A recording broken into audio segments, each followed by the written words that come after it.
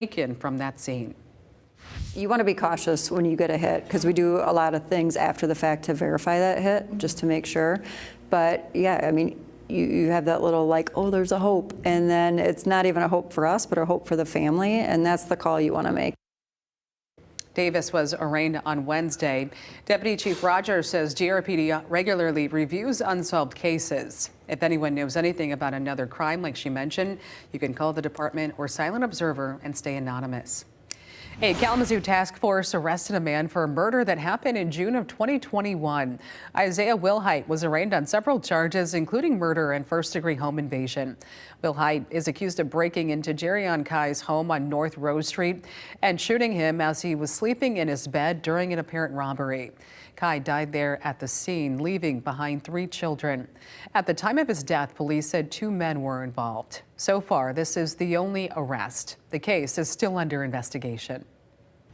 New updates this morning in the $4 million settlement between Ottawa County and its health officer. Court records now show the judge has finished reading over closed session minutes. It's a document that could shed more light if a deal was made or not. Ottawa County's attorney says the judge has enough information now to make a final decision. Common Legal Group also wants to stop an evidentiary hearing from happening where commissioners would then have to testify. Health Officer Adeline Hambley, she's been fighting to keep that job since the start of this year. She faced a removal hearing in the fall for statements and actions made during the budget process. Her attorney now argues that the commissioners did agree upon that settlement with her client resigning. The hearing is now scheduled for January 19th. And an update on Michigan football. Union University said it has now received a letter from the NCAA about allegations of coaching violations. It's all related to prohibited on and off campus recruiting during the COVID-19 dead period. These potential violations then led to Michigan's self-imposed 3-game suspension of head coach Jim Harbaugh at the start of the season. The Big Ten then suspended him again for the last 3 games of the regular season for a separate investigation into Stein stealing. Harbaugh returned to the sidelines during the Wolverines' Big Ten championship win and will coach them again in the Rose Bowl. 7:08 on your Thursday morning. Still ahead. A potential sign of a warming relationship between the U.S. and Venezuela. What the U.S. is giving in exchange for the release of American detainees. And perception versus reality. Our Scripps News correspondent Joe St. George giving us a closer look at where the economy stands as we wrap up 2023. Speaking of wrapping up, as we wind down the month of December, as we wind down the year of 2023 and we move a little closer to Christmas, the temperatures are going the opposite direction. They're going up. We said green Christmas for the last 3 weeks. That's what we're going to have. Your forecast comes up after the break. And let's get to birthdays. We want to wish a very happy birthday to Paisley, who is 6 today. We've also got Scarletta, who is turning 4. Happy birthday to you. Tucker is also turning 6 today. Happy birthday, bud. And Camden hanging out with the night there. He is 7 today. If you have a birthday coming up, we'd love to celebrate with you. Just send a picture and the details to mornings@fox17online.com. Happy birthday. Have a great day.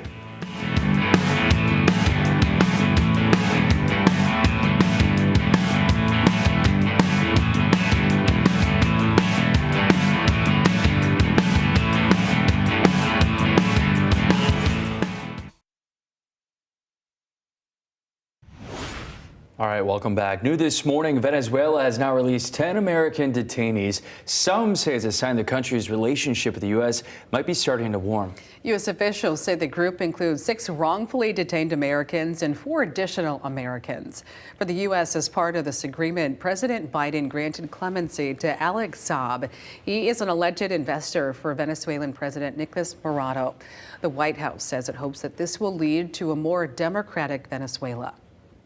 I've made a deal with Venezuela that they'll hold free elections. So far, they've maintained their requirements, and that's it. Even though we can celebrate their return, the president's not willing to sit on the side while we still have Americans overseas. We have to keep pursuing that. Venezuela also extradited Leonard Francis to the U.S. as part of that deal. That former military contractor known as Fat Leonard had fled to Venezuela after escaping a house arrest in San Diego.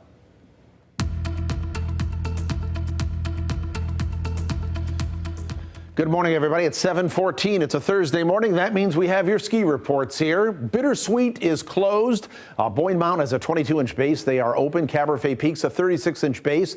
They're open. Cannonsburg, the Winter Forest, is open there.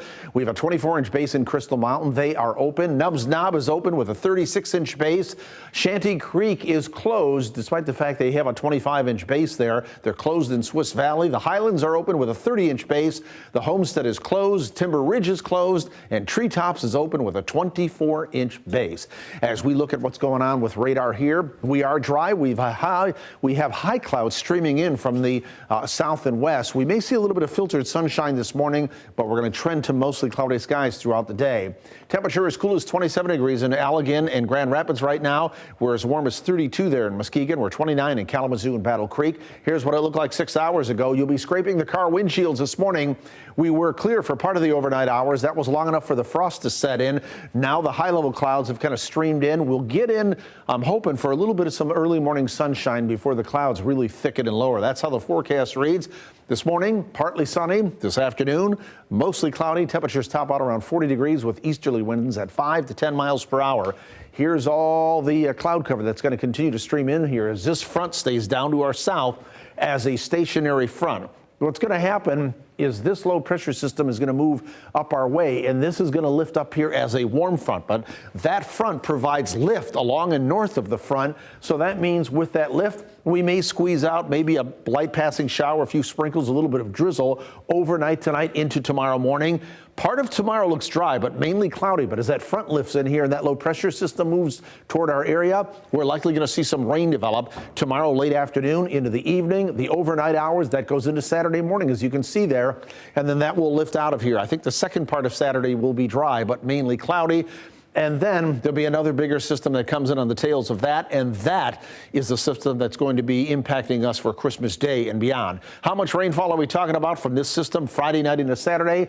Probably anywhere from about a quarter to maybe up to about 4/10, maybe a half an inch of rain is what we're looking at, but it's warm enough for rain. Precipitation chances, nothing really during the daytime hours today. That jumps to 60% tomorrow, especially tomorrow evening and tomorrow night. That goes into about a 40% chance the first part of Saturday. Only about a 20% chance of something on Christmas Eve. That jumps to 60% on Christmas Day, especially later in the day. And then we're likely going to see some more showers in here for Tuesday and Wednesday. Notice all these boxes are green. That means rain. Our temperatures are really going to be moving up, but you could see it becomes a little more active, but it's active in a good way. No ice, no snow. It's too warm for that. So the travel should be good across not only across Michigan and the Great Lakes, but across a majority of the nation as well. 40 degrees for today, 42 tomorrow, 46 on Saturday. As we get into Christmas Eve, 52 degrees. Chances of PM and nighttime showers there on Monday. That's Christmas Day, 54 degrees. And we're still way above normal in temperature for next Tuesday and Wednesday. It's 7:17. We've got another update on traffic. Here's Rob. Quiet morning. We've got one crash on the boards, and that's at Cannonsburg and Blakely. No injuries there. That's in Kent County. And in all the other counties that we're covering, we had one icon up there. That's a deer hit. It's not blocking on the freeway. And around West Michigan, we're good to go. Highways such as M89 are free and clear, such as between Holland down all the way down to Plainwell, etc. Rob Westerby, Fox 17 Traffic. Rob, thank you. Toyota recalling nearly 1 million vehicles over an airbag issue. The affected models include the Sienna, the RAV4, Corolla, and the Camry. Some Lexus models are also impacted by this. All vehicles are made between 2020 and 2022. Toyota is saying an issue with passenger seat sensors might prevent those airbags from deploying in the event of a crash. Affected owner is now expected to be notified by mid-February. 7:18 on your Thursday, still ahead. I'm Joe St. George in Washington. Is the economy bad, or is Americans' perception of the economy bad? We'll go in depth with some data next.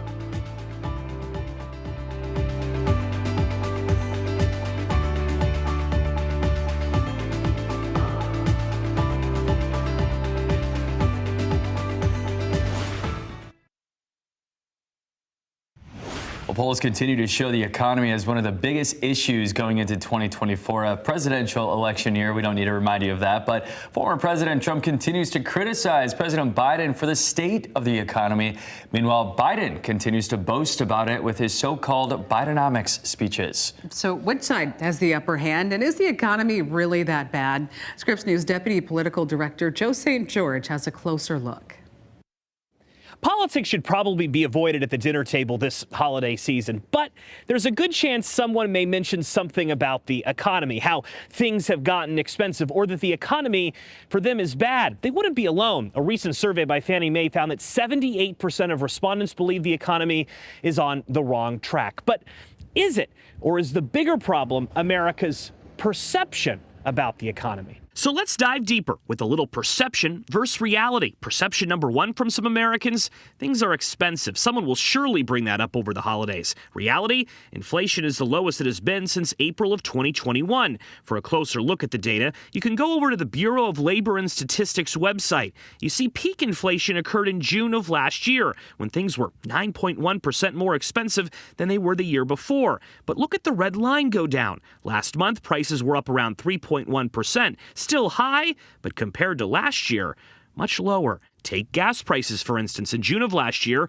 $5.02 a gallon was the national average. Currently, the average has been around $3.10 a gallon. Perception number two: a recession may happen soon. Reality: according to the nonpartisan Congressional Budget Office, economic growth will likely slow next year, but a recession will likely be avoided. The Dow Jones Industrial Index this month celebrated record highs. Unemployment is at 3.7%, a near record low. Not to mention, this holiday season, Americans are reporting a $100 increase in spending. A new spending record is possible.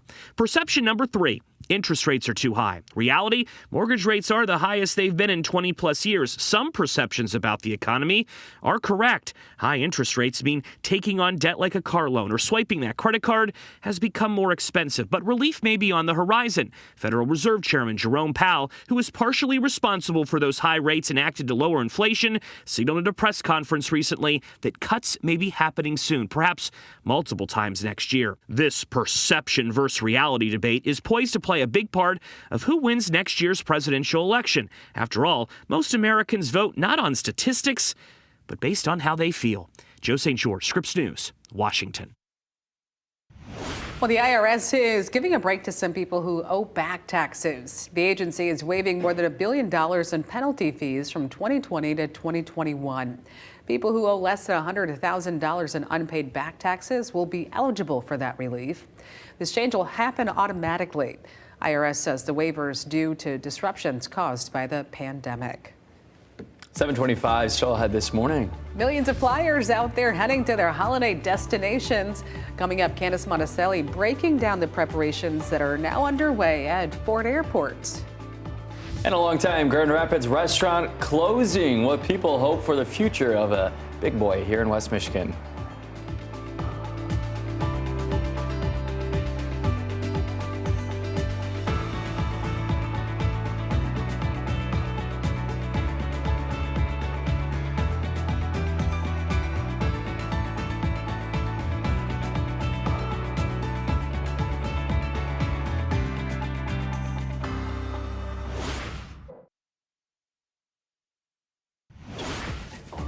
Now, Fox 17 Morning News. Today marks the official start of the end of the year holiday travel season. Airport travel, it is expected to break records this year. We're going to take a look at what's in store at Ford International Airport. We've got many different individual projects, but they all align with a 5-year plan. City of Kalamazoo raising rates for wastewater services, what the city is saying to justify the cost. And the Big Boy in downtown Grand Rapids closing down, what the company is saying about the future of that property.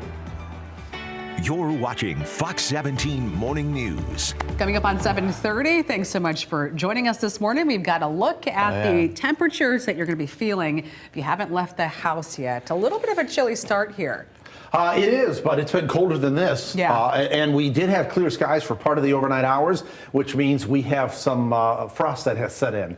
So we're going to be scraping the wind. I have a graphic with that. If you guys in the control room want to go to the graphic, we will take a look at that. We'll start with a tower cam shot. We have some high-level clouds streaming on in, but keep in mind, because of the clear skies through part of the overnight hours, you're going to need probably an extra 3, 4, maybe 5 minutes to just do a quick scrape and warm up the car, get the windshield and the glass defrosted there, and then get that heat running and be on your way. As we look at live Doppler radar, we are dry. Pull back to a wider perspective. We'll add satellite imagery in. Same stories we've had the last several days. We've got lots of gray shading on the map. That's the cloud cover, but I think this is thin, high-level cloud cover, so we might see a little bit of early morning filtered sunshine or dim sunshine, but the trend is going to be for the clouds to thicken up and lower through the day. Temperature 27 degrees there, Big Rapids and Allegan, 28 in South Haven, 32 in Muskegon, and not Grand Rapids, but Kalamazoo and Battle Creek along the I-94 corridor sitting at 29 degrees. Your Thursday, December 21st planner, just 4 days before Christmas. We're going to shoot for highs in the upper 30s to around the 40-degree mark. You can see maybe a little bit of filtered sunshine this morning, but the trend is going to be for the clouds to thicken up. The daytime will be dry, but tomorrow is a different story. I think we'll see a few rain showers in here. We'll look more closely at the timing of that, and temperatures soar into the 50s. Who would have ever thought that 3 weeks ago, when our team was saying we thought we'd see a green Christmas, it would be temperatures in the 50s. That's a little unorthodox for Michigan, but that's okay. We'll take it. Good travel conditions. More on that part of the forecast as well coming up in just a few minutes. Right now, Rob has traffic at 7:32. Yeah, driving conditions are very good for two reasons. Not only the dry pavement, but take a look at this. This is 7:31 in the morning on one of the toughest negotiating areas here, where 196 meets I-96 meets the Beltline, and in both directions we're far fewer vehicles than we normally see. Still busy though, as you can see. There's space between vehicles though, where at times at this time of the day we're starting to see this start to change color and with backups under 20 miles per hour. 68 miles per hour on eastbound 96, that location. They have managed to clear that crash at Cannonsburg and Blakely, and really nothing else much going on anywhere except being on time, which is a good thing. I'm Rob Westerby, Fox 17 Traffic. Well, it's a busy day at airports as today really officially starts the end of the year travel period. Of course, just like Thanksgiving, the TSA expecting a busier travel season this year compared to last year. Today, tomorrow, and New Year's Day expected to be the busiest ones at the airport. So if you're traveling, get ready. You already know what happens. It happens every year around this time. Candace has more on what's in store. Exactly. Pack your patience, as our executive producer loves to say. Best saying around. Exactly. But it's a busy weekend ahead for travelers across the country, including here locally. But Gerald R. Ford Airport says it's ready for the crowds. They say top destinations this year are all places warm, including Punta Gorda, Orlando, Tampa, Clearwater, and Phoenix. Now, travelers are reminded to arrive at least 2 hours ahead of time to make it through check-in and TSA. TSA is also reminding everyone to double check the rules of what can and cannot be packed in your bags. This weekend, it's also set to set some records. We are seeing about a 5% increase from our 2019 passenger levels, which was the last record-breaking year for the airport. So we are seeing the busiest travel levels that we have seen to date. And then compared to 2022, we're experiencing about a 15% increase in our holiday traffic. So it will be busier than if you were traveling with us last year. Well, an expected record-setting weekend with even Operation Handshake happening on Saturday from 8 a.m. to 5, where the community greets and thanks active military and veterans as they arrive back home in West Michigan for the holidays. In the studio, Candace Monticelli, Fox 17 News. Candace, thank you. Well, developing this morning, Detroit police say a man was shot and killed by police, and an officer was dragged during a traffic stop. So here's what we know so far. The incident happened around 10 o'clock last night in Southfield.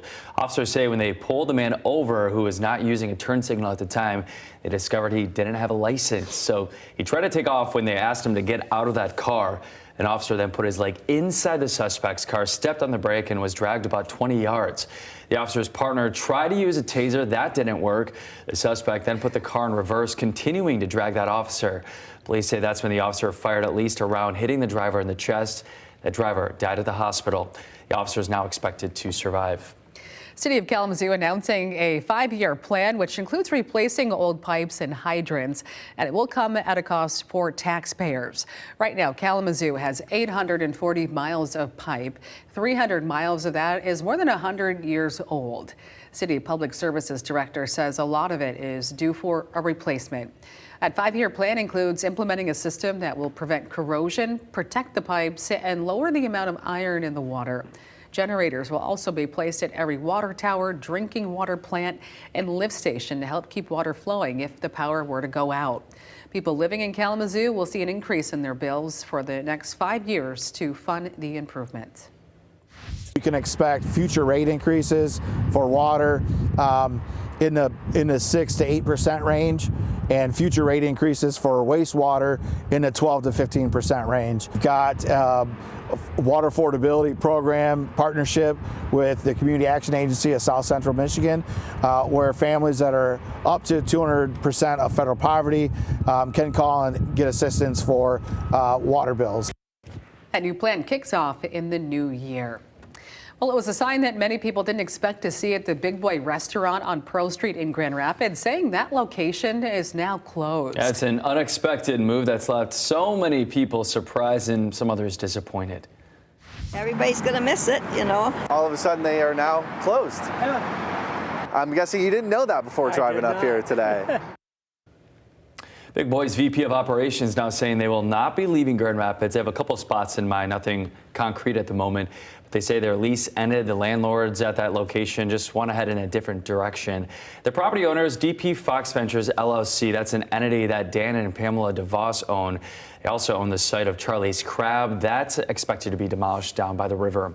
Nick Miller, a spokesperson for the family, sending us a statement in part saying each site has been part of the community's visioning work in recent years, exploring future development opportunities, and each provides great potential for beneficial additions to the region. Now, as far as what opportunities might be in store for that location, he also adds that there's potential targets now for a proposed soccer stadium and the amphitheater. Those are part of the Grand Action 2.0 Riverfront Development Project. The group telling us no final decision, though, has been made on that site or the development of that project. Something to look forward to, though. All right, 7:37 right now is still ahead.